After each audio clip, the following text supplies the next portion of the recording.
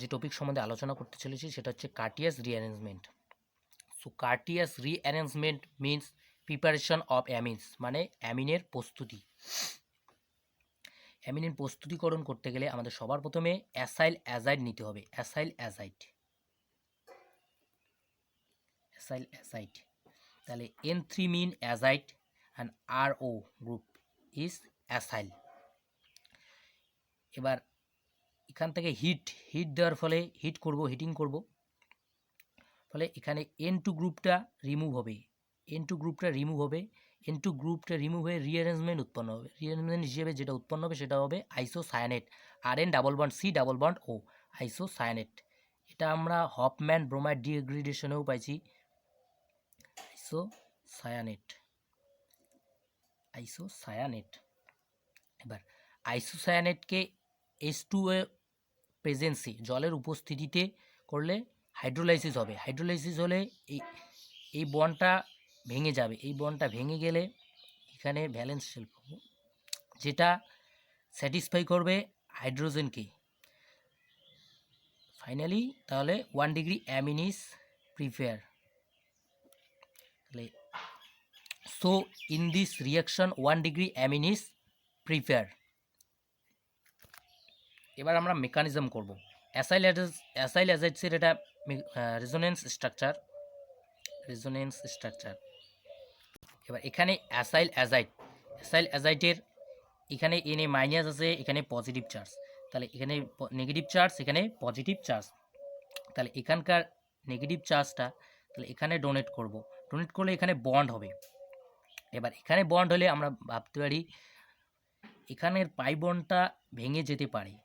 তাহলে এখানে পাই বন্ডটা ভেঙে যেতে পারে। এখানের পাই বন্ডটা ভাঙলে একটা সাধারণতই একটা কি রেজোনেটিং স্ট্রাকচার আসবে, যেটাতে যেটা আমাদের কোনো লাভ হবে না। তাহলে এখান থেকে আমরা আরকে রিমুভ করব। এখান থেকে রিমুভ করলে আরটা এনে যাবে। এই এনে গেলে এটাকে আমরা বলবো মাইগ্রেশন। এটাকে বলা হয় মাইগ্রেশন। এটা আমরা হফম্যান ব্রোমাইড ডিগ্রেডেশনেও দেখেছি। তাহলে আরটাকে রিমুভ করলো, তাহলে আরটাকে এনে রিমুভ করলে নিয়ে গেলে এখান থেকে N বন্ড ভেঙে যাবে। N বন্ড ভেঙে গেলে N চলে যাবে, এখানে বন্ডটা ভেঙে যাবে। তাহলে এবার ভেঙে গেলে এখানে N2 লিভিং গ্রুপ, শ্রেষ্ঠ N2 এটা হচ্ছে লিভিং গ্রুপটা রিমুভ হয়ে যাবে। তারপরে এখানে যেটা উৎপন্ন হবে সেটা হচ্ছে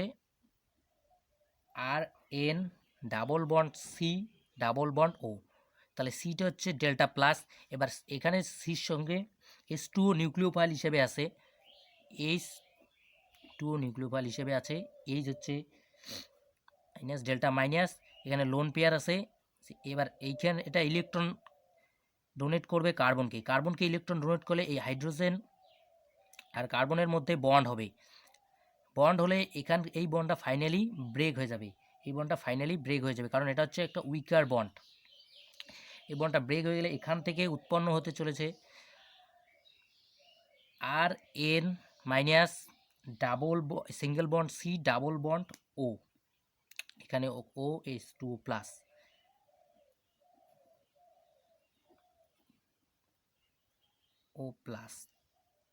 এবার N মাইনাসটা ফার্দার করবে এইচটাকে, এখানকার এইচটাকে ফার্দার করবে। তাহলে এটা so it is intramolecular acid based reaction. It will be form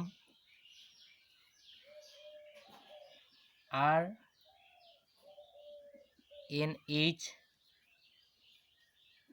bond OH। এখান থেকে CO2টাকে রিমুভ করব। CO2টাকে রিমুভ করলে এটা it will be from NH2 R NaCOH, এটা মানে হবে কার্বামিক অ্যাসিড।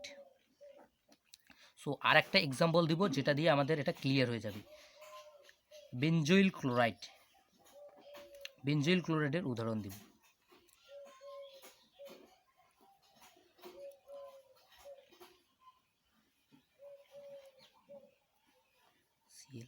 বেনজোইল ক্লোরাইডকে সোডিয়াম অ্যাজাইড দিলাম, Na প্লাস N3 মাইনাস। এখান থেকে N3টা কাকে অ্যাটাক করবে, কার্বনকে অ্যাটাক করবে, এখান থেকে কার্বনকে অ্যাটাক করবে। কার্বনকে অ্যাটাক করলে এখানকার ক্লোরিনটা মাইনাস হয়ে গেল, ক্লোরিন মাইনাস, তাহলে এখান থেকে শুধু পারবো এইটে আসবে, রিয়াকশনটা এইরকম হবে, ডাবল বন্ড ও N3 দিই, এটাকে হিট করব। এবার হিট দিলে কি উৎপন্ন হবে, হিট দিলে উৎপন্ন হইতেছে আইসোসায়ানেট, তাহলে isocyanate N double bond C double bond O. এবার এটাকে H2O উপস্থিতিতে, H2ওর উপস্থিতিতে যদি করি, তাহলে H2 উপস্থিতিতে করলে এখানকার যে বন্ডটা আছে এটা ব্রেক হয়ে যাবে, বন্ডটা ভেঙে গেলে এখানে উৎপন্ন হবে NH2। ফাইনালি আমরা NH2 পাবো, এনিলিন উৎপন্ন হবে, ফাইনালি এনিলিন উৎপন্ন হবে, এনিলিন, এনিলিন উৎপন্ন হবে। সো এটাই ছিল আমাদের কার্টিয়াস রিঅ্যারেঞ্জমেন্ট।